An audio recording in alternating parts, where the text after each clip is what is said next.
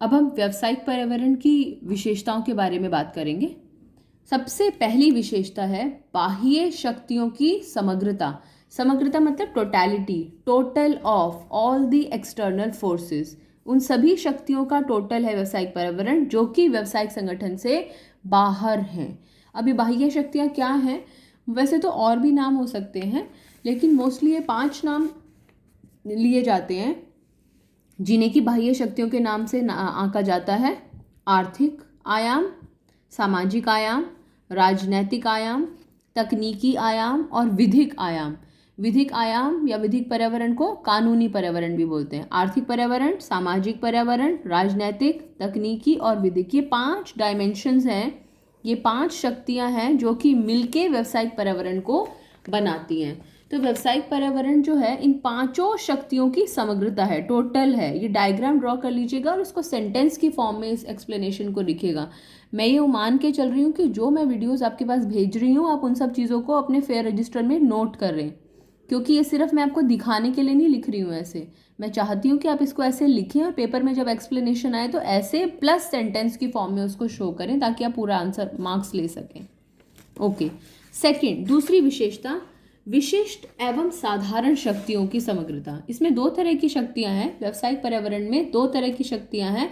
कौन सी? विशिष्ट शक्तियां और साधारण शक्तियां। विशिष्ट, जो किसी विशेष व्यावसायिक संगठन को प्रभावित करती हैं। जब किसी विशेष व्यावसायिक संगठन को प्रभावित करती हैं तो उसे विशिष्ट शक्ति कहा जाता है। फॉर एग्जाम्पल, अगर सीमेंट उद्योग के लिए कोई पॉलिसी बनी है तो वो सीमेंट उद्योग को प्रभावित करेगी डायरेक्टली। और यहाँ पर प्रभावित करती है कैसे? तुरंत और प्रत्यक्ष, डायरेक्ट एंड इमीडिएट। अगर किसी व्यावसायिक संगठन को तुरंत और एकदम से प्रभावित कर रहे हैं तो वो विशिष्ट शक्ति कहलाती है। और क्या क्या?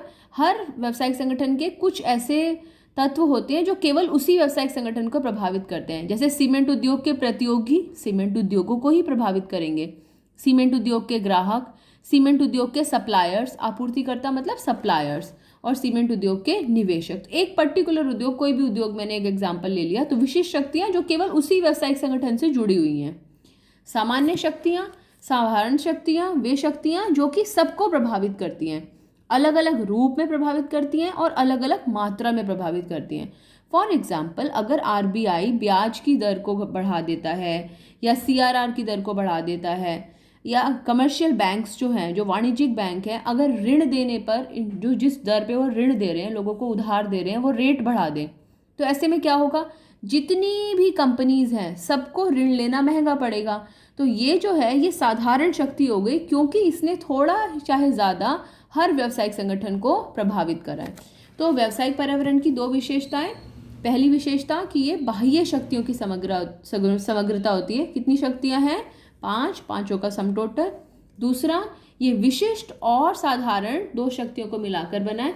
विशिष्ट जो किसी विशेष व्यवसायिक संगठन को प्रत्यक्ष और तुरंत रूप से प्रभावित करती हैं, और साधारण शक्तियां जो थोड़ा या ज़्यादा सबको प्रभावित करती हैं। एग्जाम्पल्स में नोट करके रखें ज़रूर। वीडियो को पॉज करके ये इन्फॉर्मेशन नोट कीजिएगा, तभी आगे बढ़िएगा।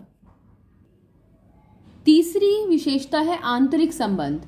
आंतरिक संबंध में हमें क्या बताना है कि व्यावसायिक पर्यावरण के ये जो 5 आयाम हैं ये आपस में एक दूसरे से जुड़े हुए हैं और एक दूसरे से प्रभावित होते हैं और एक दूसरे को प्रभावित करते हैं। फॉर एग्जाम्पल, अगर अभी हम इनके बारे में डिस्कस करेंगे कि सामाजिक आयाम में क्या होता है, राजनीतिक में क्या होता है, तकनीकी में क्या होता है, इन सब में हम डिस्कस करेंगे।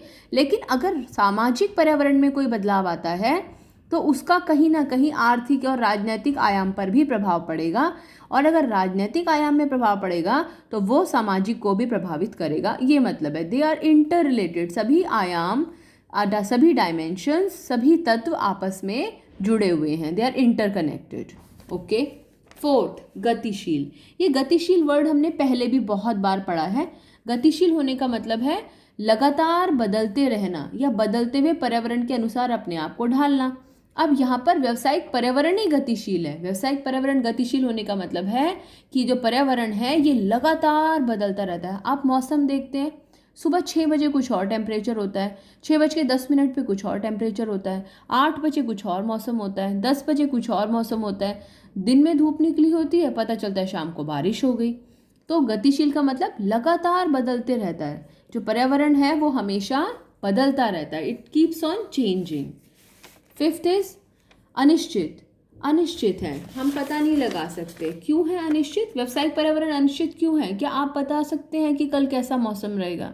क्या हम ये अंदाज़ा लगा सकते हैं कि कल कोरोना वायरस से कितने लोग प्रभावित होंगे, कितने लोगों की मृत्यु हो जाएगी, कितने लोग ठीक हो जाएंगे?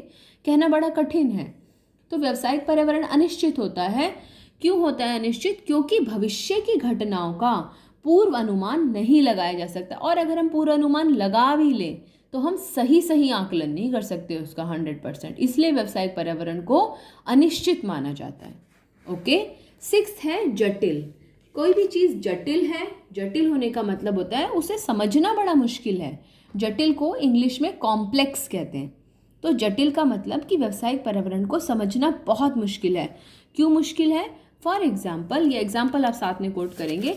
बाजार में किसी भी उत्पाद की अगर मांग में कोई चेंज आता है, किसी भी प्रोडक्ट की डिमांड में कोई चेंज आता है, जैसे सैनिटाइजर की डिमांड में ही चेंज आ गया, तब उसमें सामाजिक वातावरण का कितना हिस्सा है, आर्थिक वातावरण का कितना हिस्सा है, राजनीतिक वातावरण का कितना हिस्सा है, कानूनी वातावरण का कितना हिस्सा है, तकनीकी वातावरण का कितना हिस्सा है, ये पता लगाना बड़ा मुश्किल है। उसमें परिवर्तन आया ये तो हम पता लगा लेंगे, डिमांड से सैनिटाइजर की डिमांड में परिवर्तन आया, लेकिन इसमें लोगों की सोच में, सामाजिक मतलब लोगों की सोच में कितना चेंज हुआ है, इकोनॉमिक ने, सरकार की वजह से कितना चेंज हुआ है, ये कहना बड़ा मुश्किल होता है। यानी कि बाजार में किसी उत्पाद की मांग में परिवर्तन पर इन सब चीज़ों का किस सीमा तक प्रभाव पड़ेगा, ये पता लगाना बहुत बहुत बहुत कठिन है।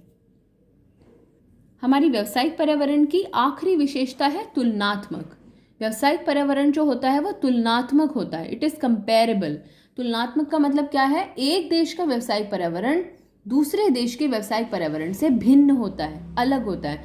फॉर एग्जाम्पल, अगर हम अमेरिका की बात करें, अमेरिका में पहने जाने वाले यदि कपड़ों की बात करें तो वहाँ पर वेस्टर्न ड्रेसेस मोस्टली अवेलेबल भी होती हैं और लोग पहनते भी हैं। यदि हम इंडिया की बात करें तो यहाँ पर इंडियन ड्रेसेस हम पहनते हैं। तो अगर किसी व्यक्ति को या किसी कंपनी को साड़ीज़ बेचनी हो तो यूएसए में तो साड़ी की डिमांड शायद होगी ही नहीं, जबकि इंडिया में साड़ी की काफ़ी डिमांड होगी।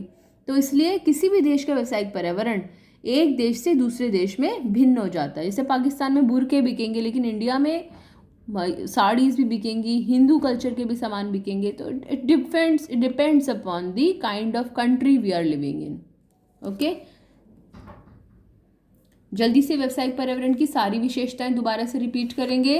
पहला, बाह्य शक्तियों की समग्रता, इसमें क्या है? सारी शक्तियां। दूसरा, विशिष्ट और साधारण शक्तियों को मिलाकर, विशिष्ट जो किसी एक व्यवसायिक संगठन को प्रभावित करती हैं, साधारण जो सबको प्रभावित करती हैं। तीसरा, सभी तत्व आपस में जुड़े हुए हैं, आंतरिक संबंध। चौथा, गतिशील। पांचवा, अनिश्चित। छठा, जटिल। और सातवां, तुलनात्मक। वीडियो को पॉज करके सारी इन्फॉर्मेशन नोट कर लीजिए। Thank you.